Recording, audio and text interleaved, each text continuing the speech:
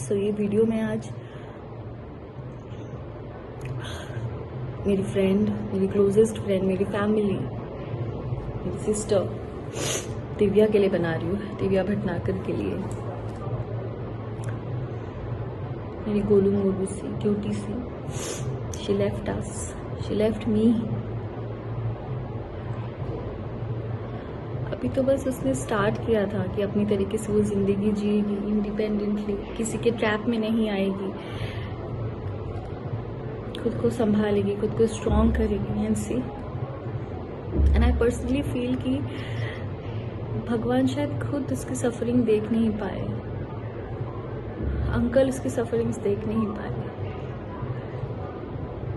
इतने सालों में, पिछले 9-10 सालों में आज तक मैंने कभी नहीं देखा कि दिव्या ने किसी के लिए कुछ गलत किया, किसी के साथ गलत किया या किसी को दुख भी पहुंचाया है। बस लोगों ने सिर्फ उसको ही दुख पहुंचाया है, उसी का ही इस्तेमाल किया है,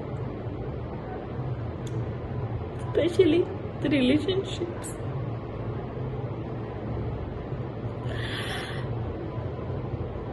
ये हर एक लड़की गलती करती है, एक रिलेशनशिप से, गंदे से धोखा खाने के बाद कहीं से भी थोड़ा भी कोई सहारा दे देता है, वो लड़की बिना सोचे समझे उसे अपना सहारा मान लेती है, बिना उसका बैकग्राउंड जाने, बिना कुछ जाने। और दिव्या तो मासूम थी, एकदम भोली थी। उस पागल को तो मैं समझाती थी, मतलब अगर मैं उसे समझाती होंगी तो आप समझ सकते हो कि वो किस तरीके की थी। मैं खुद इतनी इमोशनल हूँ तो वो मेरा 1000 गुना थी। आज ये वीडियो मैं बना रही हूँ, बहुत जरूरी है ये बनाना, स्पेशली उस इंसान के लिए जिसकी वजह से मेरी दिव्या ने इतना सफर किया। आई नो कि आज दिव्या के साथ जो भी हुआ, दिव्या हमारे बीच में नहीं है, it is because of Covid. But जो मेंटल स्ट्रेस, जो फिजिकल अब्यूज उसके साथ हुआ है, कोई भी इंसान अगर उस फेज से गुजरता तो छोटी सी एक बीमारी से भी लड़ने की उस इंसान के पास ताकत नहीं होती है। तो फिर भी कोविड था। बहुत ही शराफत से, बहुत ही शांति से मैं आप सबको ये चीज बता रही हूँ, एंड स्पेशली टू यू गगन गबरू। उस दिन तूने क्या पोस्ट किया था कि उसकी माँ और भाई तेरे रिलेशनशिप्स के अगेंस्ट थे और वो नहीं चाहते थे तेरी शादी होए, और तेरे नाम पे वो पब्लिसिटी ले रहे हैं। तेरी औकात क्या है? क्या औकात है तेरी? तू कौन है? तू यहाँ पे जो 4-5 जो गिने चुने आर्टिस्ट को भी जानता है ना, वो दिव्या के बदौलत भीख मांग के तू हिमाचल से दिव्या के साथ यहाँ रहने आया था। और जो तेरे अगेंस्ट में सिर्फ उसकी फैमिली नहीं, मैं भी खड़ी थी। इसीलिए वो 4 साल मेरी दिव्या से बात नहीं हुई थी, क्योंकि मुझे पता था कि तू ऐसा ही निकलेगा। पर दिव्या तेरे प्यार में इतनी अंधी हो गई थी, इतनी अंधी हो गई थी, तूने तेरे बातों में इतना फंसा लिया था कि उसको आगे पीछे कुछ दिख नहीं रहा था। इसलिए वो ना अपने माँ बाप की सुनी, ना भाई की सुनी, ना मेरी सुनी, ना बाकी दोस्तों की सुनी, और जिसके वजह से आज वो हमारे बीच में नहीं है। समझा? तू पब्लिसिटी देगा, तुझे मैं पब्लिसिटी दे रही हूँ। अब तू ले पब्लिसिटी मेरे से। तुझे मैंने कहा था ना, तेरा काला चिट्टा खोल के रख दूंगी मैं। और अब देख, ये शुरुआत है। तुझे मैंने ऊपर से नीचे तक एक्सपोज नहीं किया ना, तो फिर तू बता मुझे।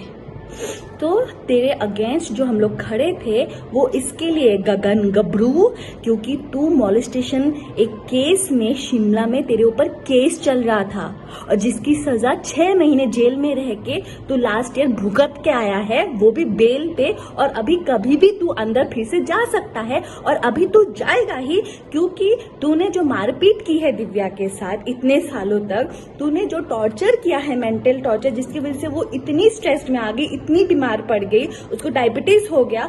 हर एक चीज तेरे वजह से हुआ है, जो तूने उसको टॉर्चर किया है।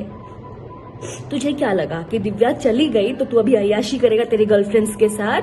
तो सुनो, सो कॉल गर्लफ्रेंड्स जो दिल्ली में और कहाँ कहाँ तुम लोग बैठे हो ना, भलाई तो इसी में ही है कि तुम लोग भी इसके ऊपर एनसी करके सेव हो जाओ, क्योंकि कहीं ये ना हो आज दिव्या है और कल दिव्या की जगह पे तुम लोग हो जाओ। सो अपने आप को बचा लो और इसके ऊपर एक एनसी करके डाल दो, क्योंकि ये ऐसा ही है और पता नहीं अगर इसको अगर हमने अभी नहीं रोका और आगे जाके किस किस लड़कियों की जिंदगी ये बर्बाद करेगा। So and this is to all the industry people, जितने भी आर्टिस्ट हैं, जितने भी इस आदमी के साथ जुड़े हुए हैं, प्लीज इसका बैकग्राउंड चेक कीजिए। हिमाचल शिमला पुलिस स्टेशन में जहां से भी ये है वहां का पुलिस स्टेशन, वहां के जेल का पता कीजिए इसका अच्छे से। इनफैक्ट इसका ओशीवारा पुलिस स्टेशन में भी दिव्या ने एनसी करवा के रखा है। करवा चौथ के दिन ये आया था और उस दिन भी मारपीट करके गया है उसके साथ। और एक तो शादी के बाद से ही वो दिव्या को रोज मार रहा है, उसकी ज्वेलरी भी चुरा के ले गया है। हर एक चीज इस आदमी ने जो दिव्या के साथ किया है विद प्रूफ मैं आप सबके सामने एक एक करके मैं एक्सपोज करूंगी। बट उससे पहले तू सुन ले गगन गबरू, तेरी जिंदगी अब जेल में ही सड़ेगी, ये तू आज समझ ले। तूने जो किया है ना दिव्या के साथ, उसका हिसाब तो भगवान ही तेरा अब करेगा। दिव्या तो अब बहुत अच्छी जगह पे है, वो भगवान की ही बच्ची थी और भगवान के पास ही है, और अंकल को भी नहीं देखा गया उसकी सफरिंग्स, इसलिए वो आज हमें छोड़ के चली गई है। पर तूने दिव्या को हमसे छीना है ना, तू देख जिंदगी भर तू और तेरी माँ जेल में ही सड़ेंगे। तू देख गगन गबरू, तू देख। लीगल काउंसलिंग करेगा तू? क्या लीगल काउंसलिंग लिख के रखा है तो अपने प्रोफाइल पे? लीगल काउंसलिंग या जेल में जाके करेगा, या जेल में करके सीख के आया है जाके 6 महीने रह के? तू देख, अभी तेरी पब्लिसिटी मैं करवाती हूँ, तू देख।